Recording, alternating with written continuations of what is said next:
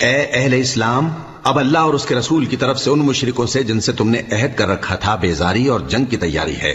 سو مشرکو، تم زمین میں 4 مہینے چل پھر لو اور جان رکھو کہ تم اللہ کو عاجز نہ کر سکو گے، اور یہ بھی کہ اللہ کافروں کو رسوا کرنے والا ہے۔ اور حج اکبر کے دن اللہ اور اس کے رسول کی طرف سے لوگوں کو آگاہ کیا جاتا ہے کہ اللہ مشرکوں سے بیزار ہے اور اس کا رسول بھی۔ اب اگر تم توبہ کر لو تو تمہارے حق میں بہتر ہے، اور اگر نہ مانو تو جان رکھو کہ تم اللہ کو ہرا نہیں سکو گے۔ اور اے پیغمبر، کافروں کو دکھ دینے والے عذاب کی خبر سنا دو۔ البتہ جن مشرکوں کے ساتھ تم نے عہد کیا ہو اور انہوں نے تمہارا کسی طرح کا قصور نہ کیا ہو اور نہ تمہارے مقابلے میں کسی کی مدد کی ہو، تو جس مدت تک ان کے ساتھ عہد کیا ہو اسے پورا کرو، کہ اللہ پرہیزگاروں کو دوست رکھتا ہے۔ بس جب عزت کے مہینے گزر جائیں تو مشرکوں کو جہاں پاؤ قتل کر دو، اور ان کو پکڑ لو اور گھیر لو، اور ہر گھات کی جگہ ان کی طاق میں بیٹھے رہو۔ پھر اگر وہ توبہ کر لیں اور نماز قائم کرنے اور زکوٰۃ دینے لگیں